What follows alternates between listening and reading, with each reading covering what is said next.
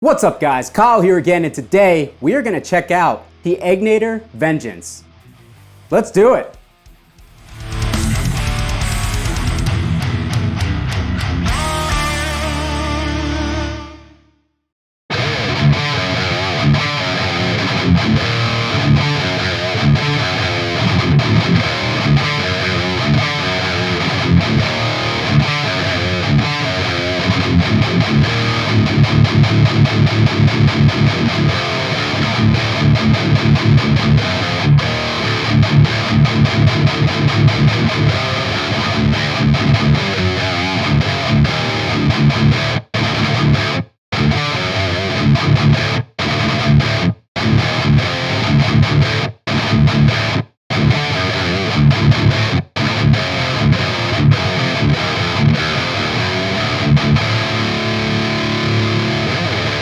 Alright, hope you guys are doing great out there today. As I said, we are checking out the Egnater Vengeance.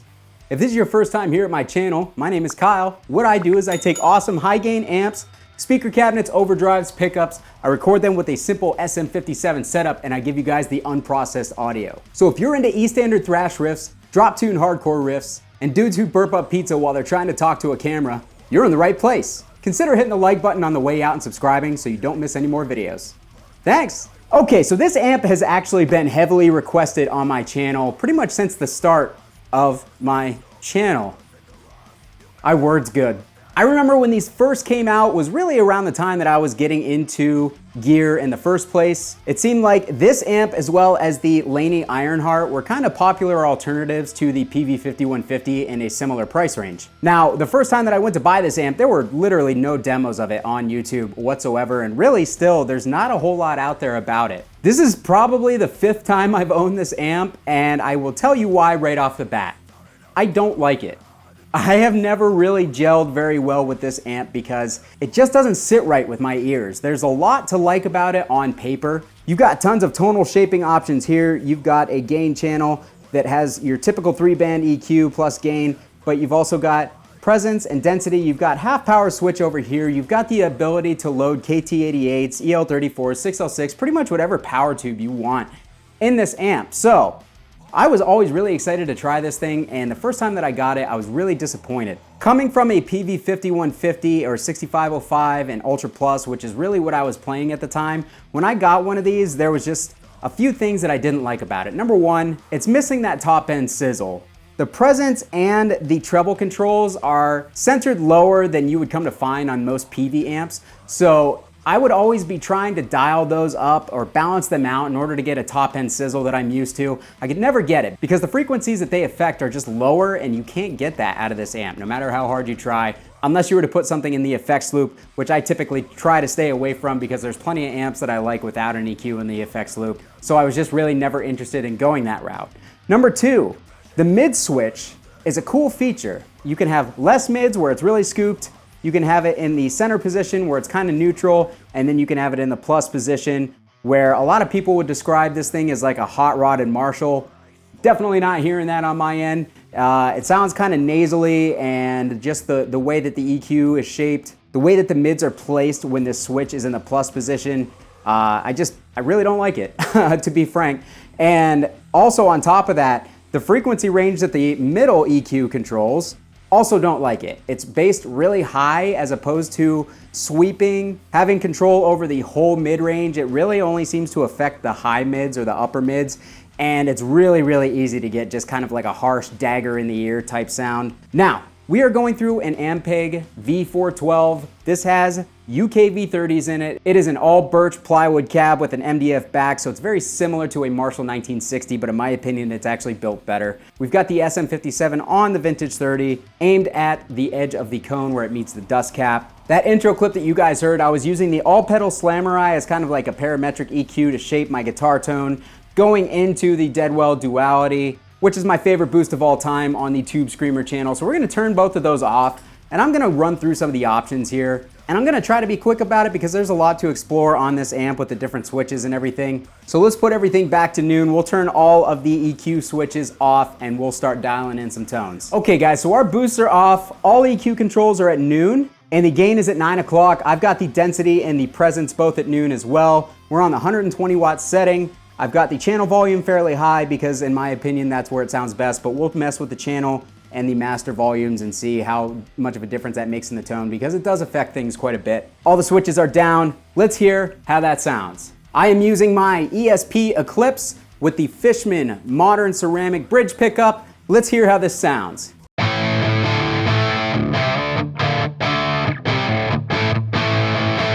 Okay, so that is not bad. That's a decent low to mid gain tone. Everything is actually fairly balanced the way that we have it right now. So, okay, so let's bump that gain up to 11 o'clock.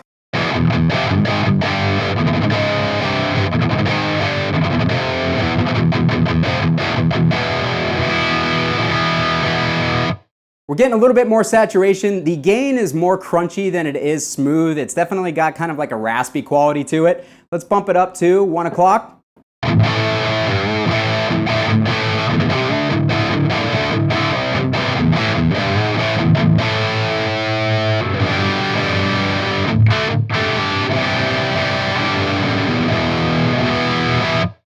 Okay, so there's a little bit of boxiness in the low mids. Like I said, the gain is kind of crunchy, kind of raspy, and it's also, there's not a lot of clarity going on here either. So it's a little bit muddy sounding even for not being all that high gain. And also the Fishman is generally a pretty clear sounding pickup. So it should kind of tell you something. Let's turn that gain up to 3 o'clock.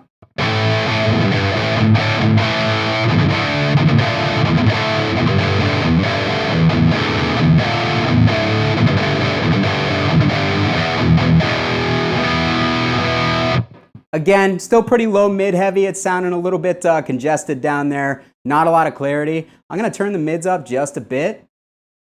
Turn the density up a bit because we don't have a whole lot of low end push going on as it is.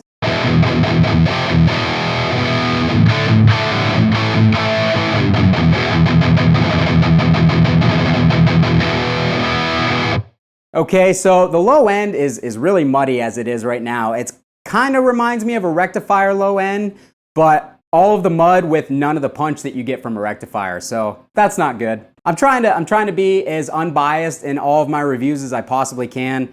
I want to like this amp. I've always wanted to like it. It just doesn't work for me. So I'm going to try to refrain from being negative. I feel like I just know that this amp isn't for me, even if I want it to be. So I will try to be a little bit more neutral. So let's turn on that tight switch and see if that makes a big difference in the low end tightness.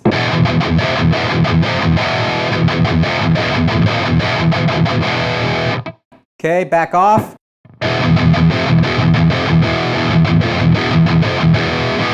It does make a big difference. It actually seems to shift the mids up in the EQ stack, but at the expense of a tighter sound, you also have kind of an annoying mid frequency going on. Let's turn the mids down a little bit.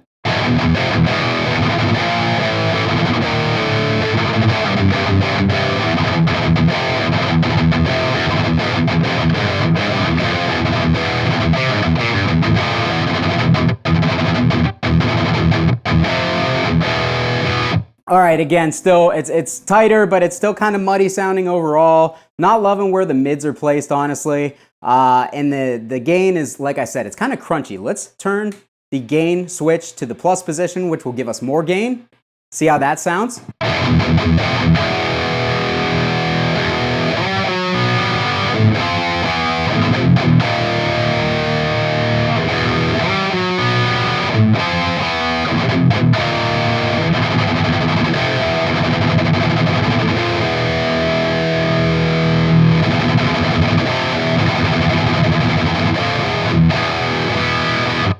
That does give us a smoother saturation.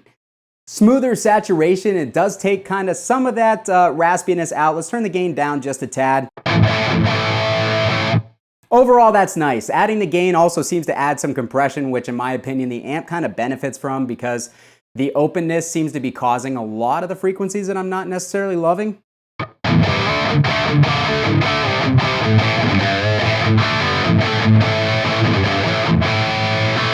Okay, so with that being said, let's get a little bit more bass, a little more mids, and some presence going on here.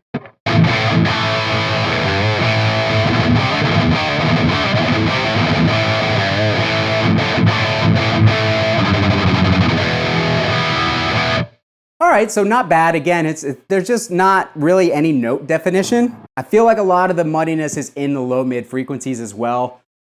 Let's turn the bright switch on.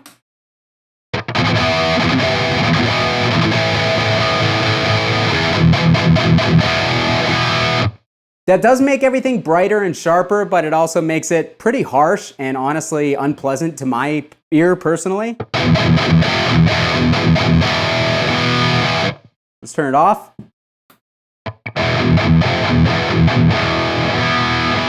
I like the effect that it has on tightening the tone, but overall it makes it a little tough to listen to, honestly. Let's turn the mids up and the treble up just a little bit more.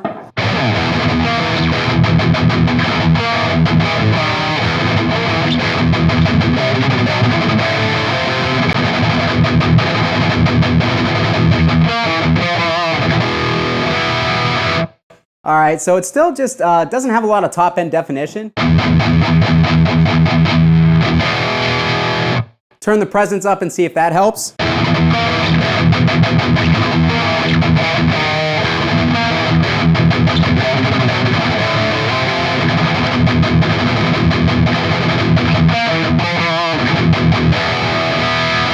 It does seem to help a bit, but again, it's borderline harsh on the ears. It's not sounding amazing to me. Let's turn the bright switch on and let's actually remove some treble and mids.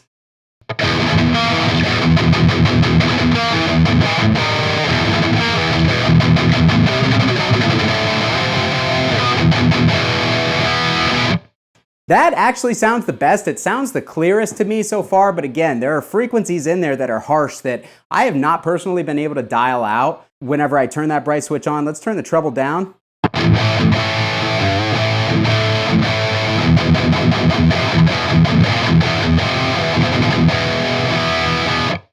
All right, so that kind of helps too.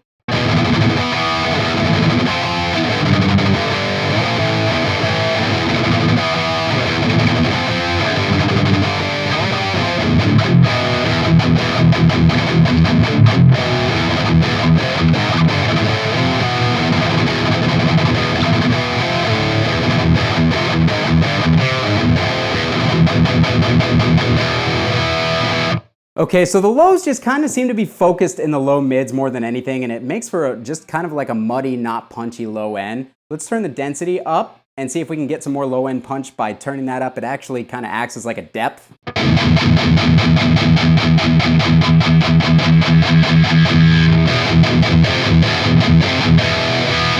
It doesn't really add much, and if anything, it kind of makes things sound a little bit woolly. So let's turn that down and turn the bass up to compensate.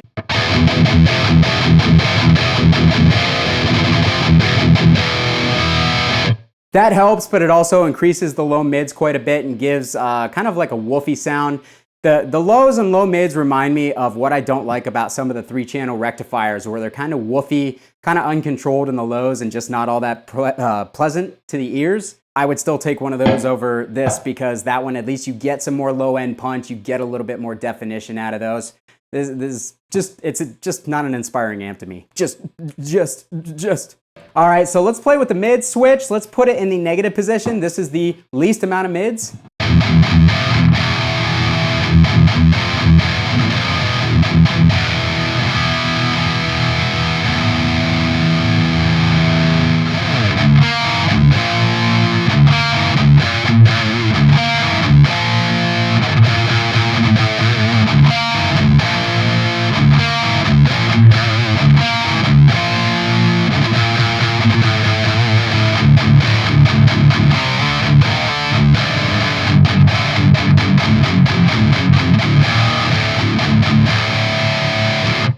As you can tell, really scoopy, really modern sounding. Probably not gonna work too well in a live band mix, but it all depends, I guess. Let's play with the mids and see if you can kind of fill those mid frequencies out.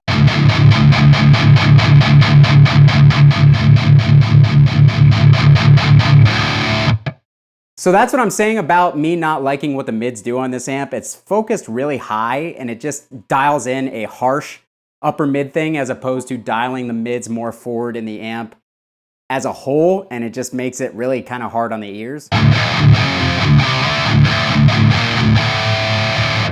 Not my thing. All right, so let's go to the plus mode. This is with the mids higher, which is supposed to be like a modded Marshall type mid section. I will assure you, it is not.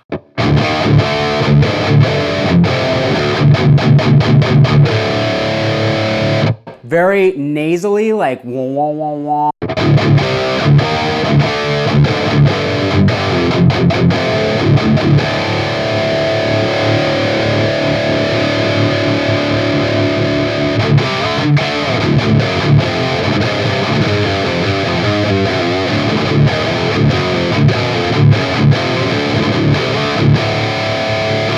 All right, so not great in my opinion. Let's switch it back to the mid. That's where it's the most balanced in my opinion. Let's kick an overdrive back on and see how much of a difference that makes in kind of tightening up that low end ridiculousness.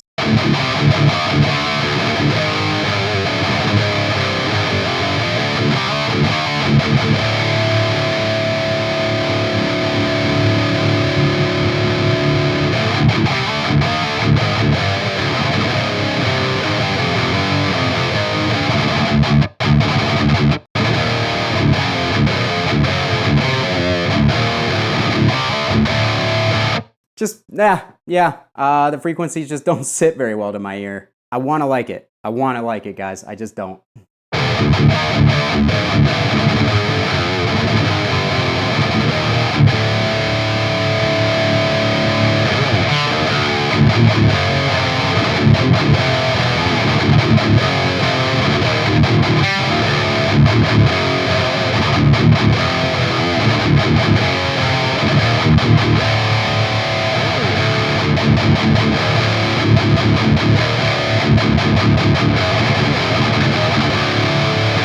Not my thing, guys. I apologize. Let's grab a drop tune guitar real quick, see how this thing sounds for a drop tune riff or two, and then call it a day. But yeah, I really think a lot of it has to do with where the affected frequencies are with the treble and mid controls. They just, for me, I wish the mid was bassed lower. I wish that the treble was based a little bit higher, and I wish that the presence was based a little bit higher in the frequency range, and I think that that would solve a lot of the issues that I have with this amp, but a lot better amps in the price range, in my opinion. I mean, this is usually around $500-600 used in good condition. Much rather take a 6505 over that any day of the week.